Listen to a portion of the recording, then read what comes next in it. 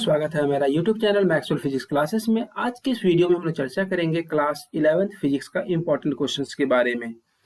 इस वीडियो में chapter 7 rotational motion का जितना भी इंपॉर्टेंट क्वेश्चन जो एग्जामिनेशन में पूछ सकता है उसके विषय में चर्चा किया गया है। चैप्टर है आपका रोटेशनल इसमें मोशन। चलिए आगे देखते हैं हम लोग। अगर आपको चैप्टर 2, 3, 4, 5 एंड 6 का इंपॉर्टेंट क्वेश्चन चाहिए तो वीडियो के डिस्क्रिप्शन में जाइए, वहां पर आपको इसका लिंक मिल जाएगा। टाइम वेस्ट किए बगैर हम लोग शुरुआत करते हैं पहला प्रश्न से। आप लोग वीडियो स्किप किए बगैर अंतिम तक देखेंगे तो आपको अच्छी तरह समझ में आएगा। अगर आप इस वीडियो पे नए हैं तो चैनल को सब्सक्राइब करना नहीं भूलेंगे। वीडियो अच्छा लगे तो इसको लाइक करना नहीं भूलेंगे। उम्मीद करते हैं यह वीडियो आप लोगों के लिए उपयोगी साबित होगा। इस वीडियो को शेयर करना नहीं भूलेंगे। तो चलिए हम लोग पहला नंबर क्वेश्चन देखते हैं चैप्टर 7 का रोटेशनल मोशन का। ये चैप्टर अपने आप में थोड़ा सा टफ है, लेकिन फिर भी इससे जो क्वेश्चंस आते हैं बहुत ही आसान आते हैं। जैसे पहला नंबर क्वेश्चंस क्या बोला गया देखिए, बोलता है analogue of mass in rotational motion is. देखिए एनालॉग का मतलब होता है समतुल्य। कहने का मतलब दो तरह का मोशन होता है, एक होता है लीनियर मोशन और एक होता है रोटेशनल मोशन। ये लीनियर के जगह पे हम लोग वर्ड यूज करते हैं ट्रांसलेशनल मोशन। एक होता है ट्रांसलेशनल मोशन और इसे बहुत सारा हम लोग रिलेट करके हम बहुत सारा इंपॉर्टेंट क्वेश्चन कर लेंगे। आप कोई भी बात नहीं है, आप नहीं भी पढ़े उस चैप्टर और कोई टीचर उतना सारा ध्यान भी नहीं देते इसमें चैप्टर में, लेकिन हम आपको इतना अच्छे तरीके से समझा देंगे ताकि कहीं कोई दिक्कत नहीं होगा। देखिए इससे जब क्वेश्चन एनालॉग से आएगा तो आपको कुछ नहीं करना होता, ट्रांसलेशनल मोशन या इसको सिंपली समझने के लिए आप लीनियर लिख सकते हो, कोई दिक्कत उसमें नहीं है। रोटेशनल में जब कोई बॉडी रोटेट करता है, घूमता है, जैसे आपका फैन हो गया तो वो आपका रोटेशनल मोशन में आ जाएगा। ठीक है, यहाँ पर जो काम मास का होता है लीनियर मोशन में, वही काम रोटेशनल में मोमेंट ऑफ इनर्शिया निभाता है। याद रखना यहाँ पर मोमेंट ऑफ इनर्शिया, जहाँ पर जैसा टर्म आएगा वैसे आपको एक्सप्लेन कर दिया जाएगा। जो काम लीनियर मोशन में फोर्स का होता है वही काम रोटेशनल मोशन में टॉर्क का होता है। तो यहाँ पर जो टर्म आपको आ रहा है, जो काम यहाँ पर लीनियर मोमेंटम का होता है, इससे ढेर सारा क्वेश्चन आपका बन जाएगा। आगे भी क्वेश्चन मिलेंगे आपको। लीनियर मोमेंटम का होता है, इसमें वही काम कौन निभाता है, एंगुलर मोमेंटम। एंगुलर मोमेंटम यहाँ पर लीनियर मोमेंटम को पी से डिनोट करते हैं और इसको एल से डिनोट करते हैं। यहाँ पर फोर्स को एफ से और टॉर्क को टॉ से, मास को m से, मोमेंट ऑफ इनर्शिया को I से। इसी तरह बच्चों जो स्पीड होता है, स्पीड को हम लोग v से डिनोट करते हैं, एंगुलर स्पीड को ओमेगा से। यहाँ पर आपको बहुत सारा टर्म है, वो आपको टर्म को समझना पड़ेगा तभी आप इस चैप्टर से क्वेश्चन कर पाइएगा। इसी तरह एक्सेलरेशन को a से डिनोट करते हैं हम लोग, एक्सेलरेशन को a से। उसी तरह एंगुलर एक्सेलरेशन को अल्फा से, डिस्टेंस को s से। उसी तरह एंगुलर डिस्प्लेसमेंट को थीटा से। बस आपको इतना ही बात को ध्यान में रखना है और इस चैप्टर से जितना भी क्वेश्चन आएगा अप्रॉक्स आपका सारा बन जाएगा। इसमें जो क्वेश्चंस आपके दिए जाएंगे वहां पर देखिए क्वेश्चन क्या पूछा जा सकता है कि एनालॉग यदि मास का पूछेगा रोटेशनल मोशन में तो इसका सही आंसर क्या हो जाएगा, मोमेंट ऑफ इनर्शिया। तो कुछ जरूरी नहीं कि क्वेश्चन डाला हुआ था आपका यही क्वेश्चन आ जाएगा, वहां पर क्वेश्चन चेंज कर सकता है। देखिए बच्चों इसका कलर चेंज कर ले रहे पहले अच्छे से, एक रेड कलर ले लिए हम लोग। यहाँ पर मास के जगह पे दे देगा फोर्स, कि फोर्स दे देगा तो एनालॉग पूछेगा तो इसका आंसर क्या हो जाएगा, टॉर्क। टॉर्क का मतलब होता है टर्निंग इफेक्ट ऑफ फोर्स। जब कोई भी फोर्स किसी भी ऑब्जेक्ट को घुमा दे तो उसको टॉर्क बोलते हैं हम लोग। इसी तरह क्वेश्चन में यहाँ क्या दे सकता है, फोर्स रहेगा तो इसका आंसर क्या हो जाएगा, टॉर्क हो जाएगा। देखिए आगे नेक्स्ट जो क्वेश्चन है, बोलता है रिलेशन पूछता है लीनियर एक्सेलरेशन और किसके बीच, एंगुलर एक्सेलरेशन के बीच। यहाँ पर रिलेशन आपको निकालने के लिए सिखा दे रहे ताकि कोई दिक्कत ना हो। देखिए इसमें इस तीनों में आपको सिखाया दिया जा रहा है। कुछ नहीं करना होता है, एक सर कॉलम बनाइएगा लीनियर का, एक सर कॉलम बनाना आपको एंगुलर का। इधर v हो गया, इधर v हो गया, इधर ओमेगा हो गया, इधर आपका ए हो गया तो इधर अल्फा हो गया, इधर एस हो गया तो इधर थीटा हो गया। और जब रिलेशन पूछेगा बच्चा तो कुछ नहीं करना, इसमें आर से सिर्फ तीनों में गुना कर देना आपको, बस ये रिलेशन आ गया। S equal to theta R, V equal to omega R, A equal to alpha R. अब इसमें से मैच कराइए कि इसमें से कौन सा आपका आंसर सही आ रहा है। देखते हैं इसमें जो सही आंसर है ए इक्वल टू अल्फा आर, ये वाला ए और अल्फा, ये लीनियर एक्सप्रेशन हो गया, ये एंगुलर एक्सप्रेशन हो गया। रिलेशन बता रहा था इसमें आर मल्टीप्लाई कर दिए, तो इसका जो सही आंसर है 2 का ए नंबर। इसमें पूछ रहा था रिलेशन क्या है, संबंध क्या है लीनियर एक्सप्रेशन में और एंगुलर एक्सप्रेशन में। नेक्स्ट क्वेश्चन देखते हैं हम लोग, क्वेश्चन नंबर 3। यहाँ पे एक टर्म आया कपल, तो वो वाला कपल नहीं जो आप लोग सोच रहे हैं। कपल बोलता है इसमें कि कोई भी ऑब्जेक्ट है उसमें दो फोर्स काम करना चाहिए और दोनों का जो वैल्यू होना चाहिए वो इक्वल होना चाहिए, दोनों का वैल्यू इक्वल होना चाहिए लेकिन डायरेक्शन अपोजिट होना चाहिए। जैसे यहाँ पर 5 न्यूटन काम कर रहा है तो यहाँ पर भी 5 न्यूटन काम करना चाहिए। तो इस केस में क्या होता है बच्चा, इस केस में नेट फोर्स जो होता है वो जीरो हो जाएगा।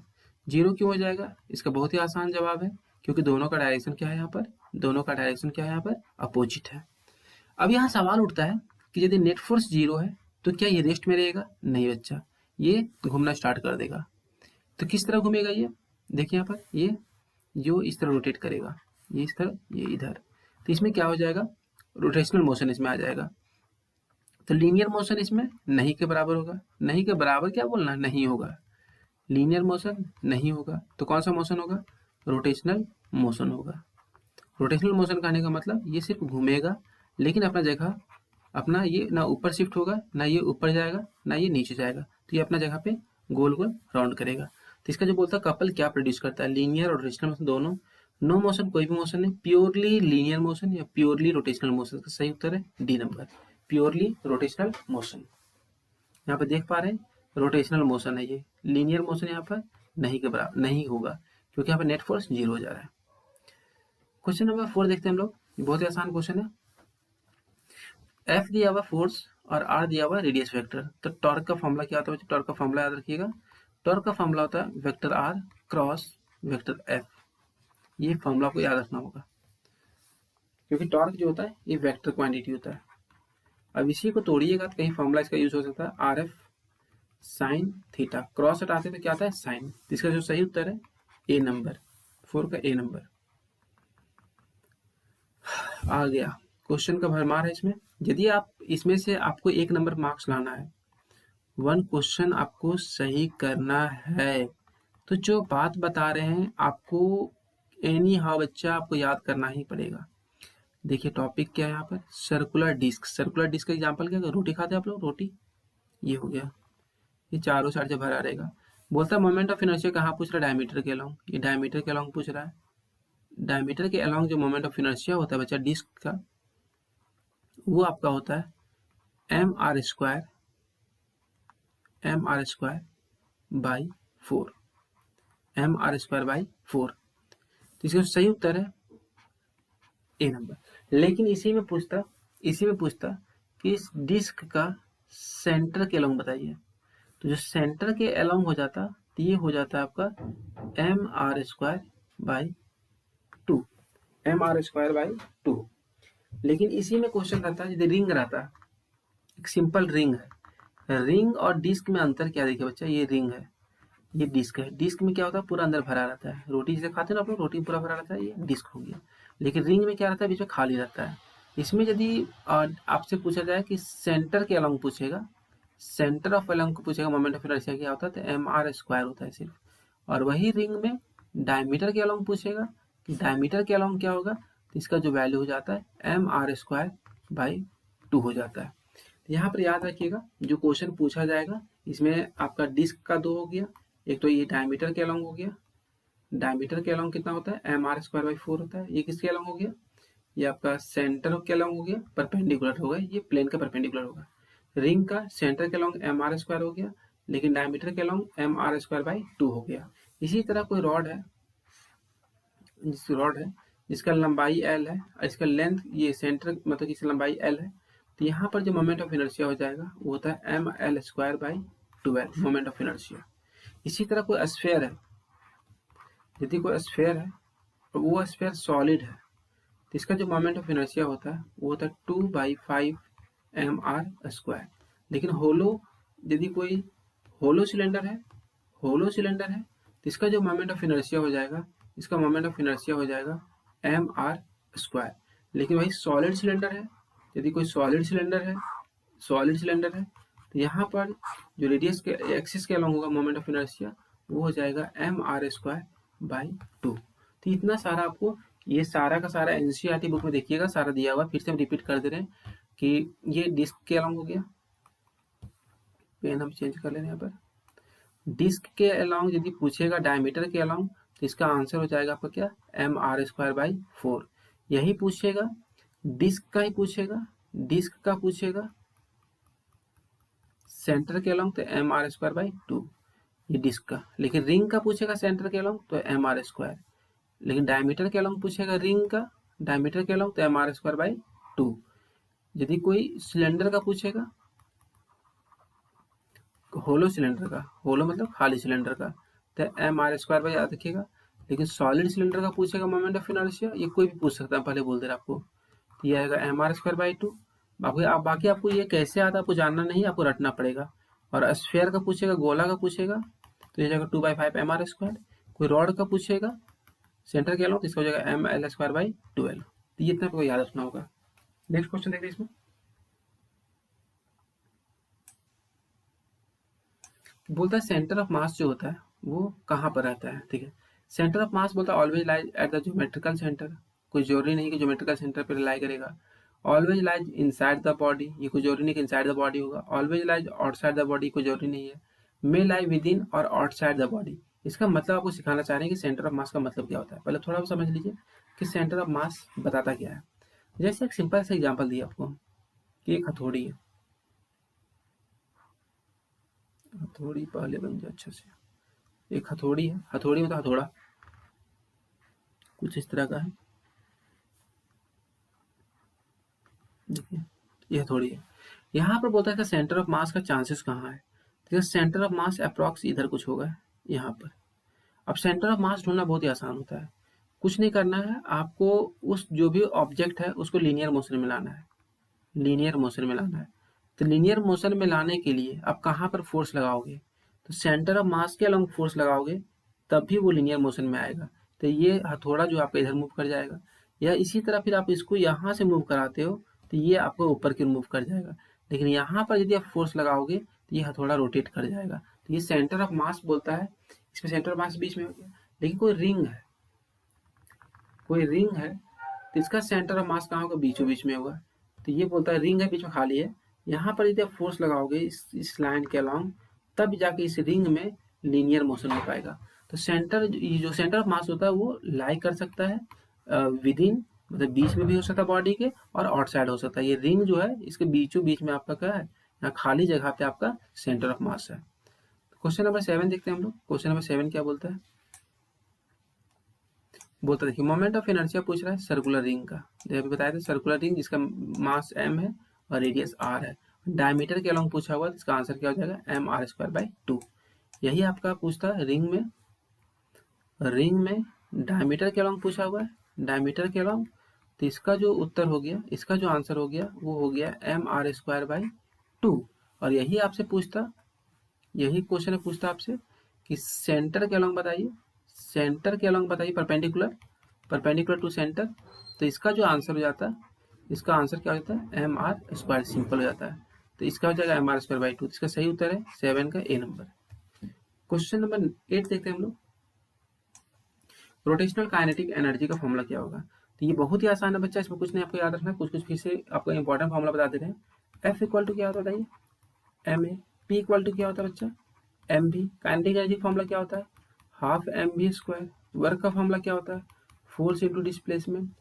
इसी तरह हम लोग कुछ फॉर्मूला लिख लेंगे, जैसे F के जगह पे क्या लिखेंगे, टॉर्क, M के जगह पे I, A के जगह पे अल्फा। ये सब टर्म आपको याद रखना पड़ेगा। F को आपको चेंज करना है हमेशा टॉर्क से, M को हमेशा चेंज करना है आपको I से, मोमेंट ऑफ इनर्शिया से, P को चेंज करना है आपको L से, A को चेंज करना है आपको अल्फा से, S को चेंज करना है आपको थीटा से, v को चेंज करना है आपको ओमेगा से। चलिए देखिए, तो p के जगह पे हम लोग क्या लिखेंगे, यहाँ पे p के जगह पे लिखेंगे l, एंगुलर मोमेंटम, m के जगह पे i हो जाएगा, मोमेंट ऑफ इनर्शिया v के जगह पे ओमेगा। इसी तरह काइनेटिक एनर्जी फॉर्मूला लिखेंगे, हाफ m के जगह पे i, v के स्क्वायर की जगह पे ओमेगा का स्क्वायर, वर्क के जगह पे फोर्स की जगह पे टॉर्क और एस की जगह पे थीटा। तो कुछ हम फॉर्मूला यहाँ ड्राइव करना सीख गए। फॉर्मूला ड्राइव करना बहुत ही आसान होता है, सिर्फ आपको ध्यान क्या रखना बच्चों, सिर्फ इसमें ध्यान रखना है कि कौन सा टर्म किसकी जगह पे आएगा। फोर्स की जगह पे टॉर्क आएगा, एम की जगह पे आई आएगा, पी की जगह पे एल आएगा, ए की जगह पे अल्फा आएगा, एस की जगह पे थीटा आएगा और वी की जगह पे ओमेगा आएगा। तो इसका जो सही उत्तर हो जाएगा हाफ आई ओमेगा स्क्वायर। 8 का जो सही उत्तर है बी नंबर। क्वेश्चन नंबर 9 देखते हैं हम लोग। क्वेश्चन नंबर 9 क्या बोलता है, इसमें से कोई भी इक्वेशन आ सकता है आपका, इसमें से ये नहीं कि सारा का सारा इंपॉर्टेंट इक्वेशन है। बोलता है मोमेंट ऑफ इनर्शिया किस पे डिपेंड नहीं करता है। तो याद रखिएगा बच्चे, मोमेंट ऑफ इनर्शिया जो होता है मास पे डिपेंड करता है। मोमेंट ऑफ इनर्शिया का फॉर्मूला क्या होता है, I equal to M R square. तो मास पे डिपेंड करता है और वो एक्सिस ऑफ रोटेशन पे डिपेंड करता है और मास डिस्ट्रीब्यूशन पे डिपेंड करता है। तो किस पे डिपेंड नहीं करता है, तो वो एंगुलर वेलोसिटी पे डिपेंड नहीं करता है। तो यहाँ पे सही जो उसका आंसर है एंगुलर वेलोसिटी, सी नंबर सही उत्तर इसका। लास्ट जो क्वेश्चन है, क्वेश्चन नंबर 10 देखते हैं हम लोग। यहाँ पर क्या दिया हुआ है, टॉर्क का वैल्यू दिया हुआ है। टॉर्क का वैल्यू दिया हुआ है 31.4 न्यूटन मीटर। ये एंगुलर एक्सप्रेशन दिया हुआ है, अल्फा का वैल्यू दिया हुआ है 4 पाई रेडियन पर सेकंड स्क्वायर। आपसे क्या पूछा गया, मोमेंट ऑफ इनर्शिया, आई का वैल्यू पूछा गया। तो हाँ, इसके बारे में कोई आइडिया नहीं था हमको कि कैसे बनेगा, लेकिन हमको जो पता था formula F equal to M A, बहुत ही आसान क्वेश्चन था। एम के जगह पे ये फॉर्मूला भी आसान था, एम के जगह पे टॉ लिख दिए, एफ के जगह पे टॉ, एम के जगह पे आई, ए के जगह पे अल्फा। यहाँ से रिलेशन निकाल लिए, आई इक्वल टू जो रिलेशन आ गया टॉ बाई अल्फा। टॉ का वैल्यू पुट कर दिए 31.4, अल्फा का वैल्यू पुट कर दिए 4 और पाई। इसे सॉल्व करते हैं कितना आता देखते हैं, 31.4, 4 पाई का वैल्यू क्या 3.14।